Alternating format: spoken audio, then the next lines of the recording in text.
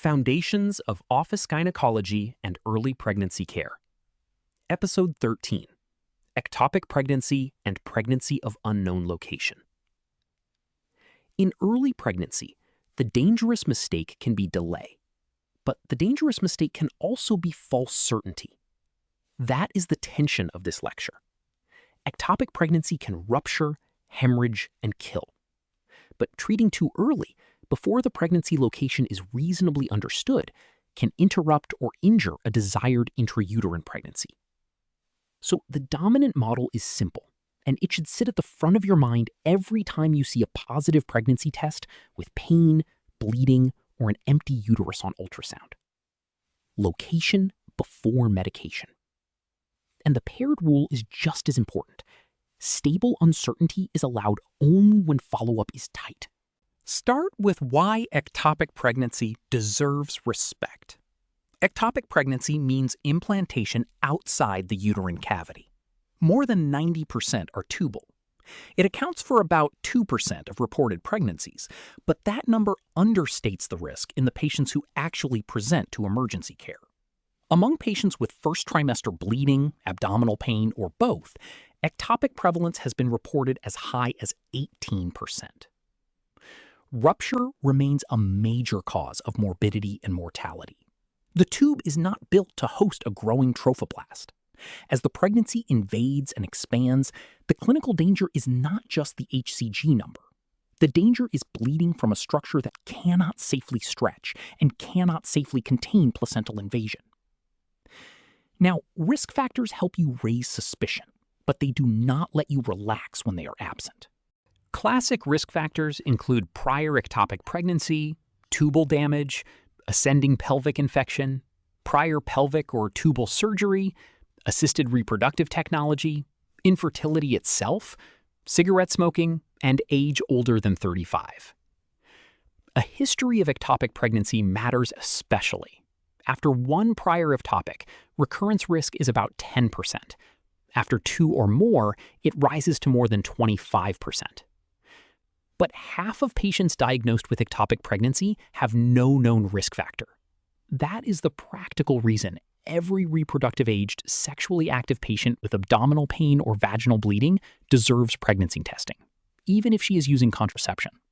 The intrauterine device is the classic trap. An IUD lowers the absolute risk of ectopic pregnancy because it prevents pregnancy very effectively.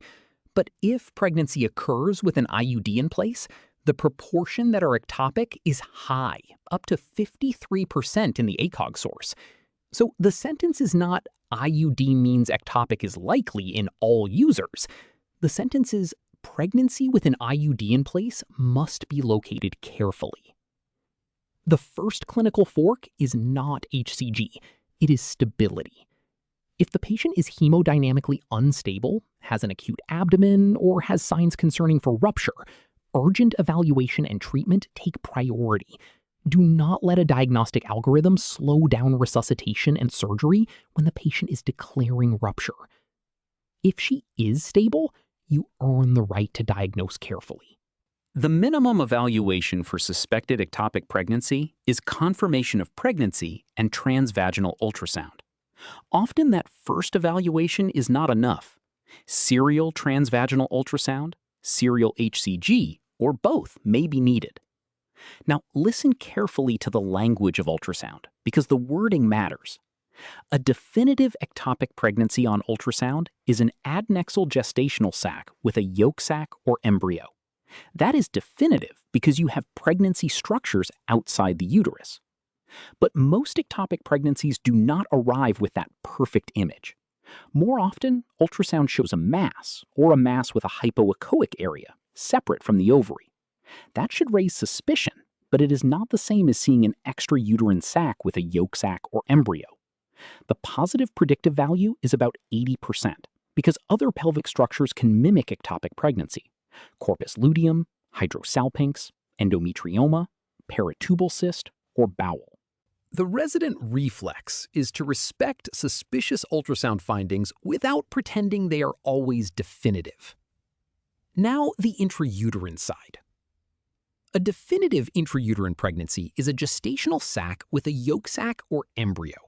Seeing that usually excludes ectopic pregnancy. The exception is heterotopic pregnancy, an intrauterine pregnancy and an ectopic pregnancy at the same time. It is rare in naturally conceived pregnancies, roughly 1 in 4,000 to 1 in 30,000. But after in vitro fertilization, the risk can be as high as 1 in 100. That is why assisted reproduction changes your threshold for caution. Do not overcall a sac-like fluid collection. A hypoechoic sac-like structure in the uterus, even something that looks tempting, can be a pseudogestational sac. It may be fluid or blood in the uterine cavity in a patient who actually has an ectopic pregnancy. The words yolk sac or embryo matter because they are the structures that turn suspicion into location. Now, HCG. HCG is useful. HCG is not a map. A single HCG value cannot diagnose viability and cannot diagnose location. It must be interpreted with the patient's symptoms, history, and ultrasound findings. The most famous HCG concept is the discriminatory level. This is the HCG value above which landmarks of a normal intrauterine pregnancy should usually be visible on transvaginal ultrasound.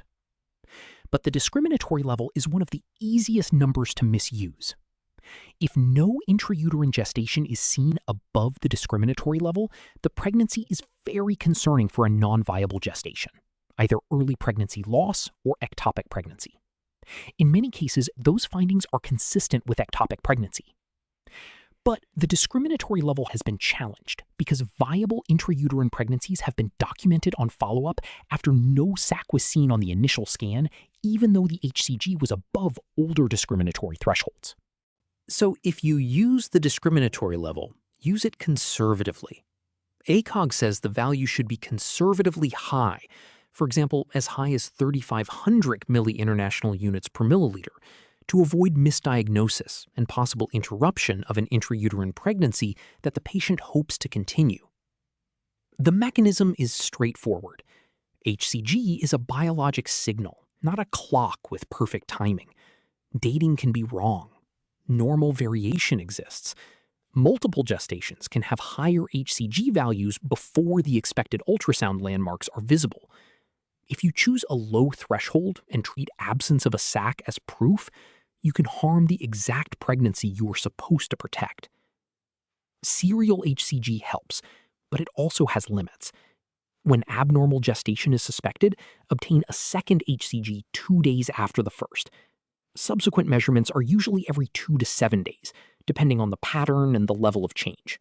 In a potentially viable intrauterine pregnancy, the minimum expected rise over 48 hours depends on the starting HCG. If the initial value is less than 1,500, the minimum expected rise is about 49%. If it is 1,500 to 3,000, it is about 40%. If it is greater than 3,000, it is about 33%. These cutoffs teach a deeper point. The higher the starting HCG, the slower the expected rise. So do not memorize one old doubling rule and use it everywhere. Early pregnancy biology is curvilinear. A rise below those minimum thresholds is suspicious for abnormal pregnancy, either ectopic pregnancy or early pregnancy loss. But it does not prove location. A falling HCG suggests a failing pregnancy, but it still does not prove location. A patient with decreasing HCG values and possible ectopic pregnancy must be followed until non-pregnant levels, because rupture can occur while HCG values are falling or very low. That sentence is clinically important. Falling HCG lowers anxiety, but it does not erase rupture risk. Now we can define pregnancy of unknown location. Pregnancy of unknown location means the pregnancy test is positive and ultrasound shows neither a definitive intrauterine pregnancy nor a definitive ectopic pregnancy. It is not a diagnosis. It is a temporary state. This is more than semantics. If you call pregnancy of unknown location a diagnosis, you may feel licensed to treat it as ectopic pregnancy, but it may be an early intrauterine pregnancy, a failing intrauterine pregnancy, or an ectopic pregnancy that is not yet visible. The name means location has not yet been established. For a clinically stable patient who would continue the pregnancy if it is intrauterine, the usual safe path is repeat transvaginal ultrasound, serial HCG, or both. Follow-up is not passivity. It is the treatment of uncertainty with evidence. This is where residents sometimes feel uncomfortable. The patient is anxious, the clinician is anxious, the ultrasound is non-diagnostic, the HCG is not reassuring. Everyone wants a label. But anxiety is not an indication for methotrexate. Methotrexate is treatment. It is not a diagnostic test. Unnecessary methotrexate can interrupt an ongoing intrauterine pregnancy or create teratogenic exposure. That is why ACOG emphasizes follow-up to confirm the diagnosis in stable patients, especially at the first clinical encounter, when misdiagnosis risk is highest. There is one diagnostic tool that can help when the question is failed intrauterine pregnancy versus ectopic pregnancy: uterine aspiration. But timing matters. Uterine aspiration is considered when a progressing intrauterine pregnancy has been reasonably excluded and when the decision fits the patient's values about maternal risk and the possibility of interrupting a pregnancy. It is not something to use casually when the patient still hopes for a viable intrauterine pregnancy and viability has not been reasonably excluded. The logic is histologic. If chorionic villi are found after aspiration, you have confirmed intrauterine trophoblast. In that setting, the diagnosis is failed intrauterine pregnancy, and ectopic pregnancy is effectively excluded, except for the rare heterotopic scenario. If chorionic villi are not found, you have not automatically diagnosed ectopic pregnancy. You have created a new fork. The next step is HCG measurement 12 to 24 hours after aspiration. If the HCG plateaus or rises, that suggests incomplete evacuation or a non-visualized ectopic pregnancy, and further treatment is warranted. A practical definition of plateau is a decrease of less than about 10 to 15%, although the exact boundary is not perfectly defined. If HCG decreases by 50% or more within 12 to 24 hours, that strongly suggests failed intrauterine pregnancy.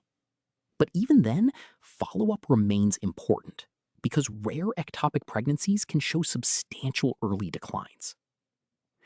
If the decline is between 15 and 50%, do not pretend the result is clean. That middle zone requires close serial follow-up and individualized management, using symptoms, risk factors, clinical suspicion, and whether the HCG later plateaus or rises. This is the heart of the lecture.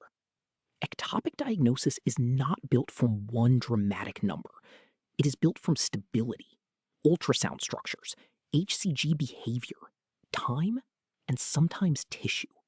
Let's walk through the common traps. A patient has pain, a positive pregnancy test, and no intrauterine pregnancy on ultrasound. That is not automatically ectopic pregnancy. First, ask whether she is stable. Then ask whether there is a definitive ectopic finding. Then ask whether she desires continuation if the pregnancy is intrauterine. Then use serial HCG and repeat ultrasound if stable. A patient has an HCG of 2200 and an empty uterus. That may be deeply concerning. But if she is stable and the pregnancy is desired, you should not use an older, low discriminatory threshold as a weapon against a potentially viable intrauterine pregnancy. A patient has a sac-like intrauterine fluid collection. Do not call it a definitive intrauterine pregnancy unless you see a yolk sac or embryo. A patient has falling HCG. Do not discharge her from your mind. Follow to non-pregnant levels if ectopic pregnancy remains possible. A patient conceived with in vitro fertilization and has an intrauterine pregnancy on ultrasound, but still has significant pain or concerning adnexal findings. Remember heterotopic pregnancy. Rare is not never, especially after assisted reproduction. And the biggest trap, a stable patient has pregnancy of unknown location, and the team wants to give methotrexate so the uncertainty ends. That is backwards. The uncertainty is exactly why methotrexate may be unsafe. Location before medication. Here is the final synthesis. Ectopic pregnancy diagnosis is a disciplined safety process. If the patient is unstable, act. If she is stable, do not let urgency turn into false certainty. Use ultrasound to look for definitive structures. Use HCG as a trend, not a map. Use a conservative discriminatory level if you use one at all. Treat pregnancy of unknown location as a transient state requiring follow-up, not as a synonym for ectopic pregnancy. Use uterine aspiration only when the possibility of a progressing intrauterine pregnancy has been reasonably excluded, and the result will truly guide care. The resident reflex is this. First, decide unstable or stable. Then decide whether location is known or unknown. If location is unknown and the patient is stable, follow tightly. And never use methotrexate simply because uncertainty feels uncomfortable.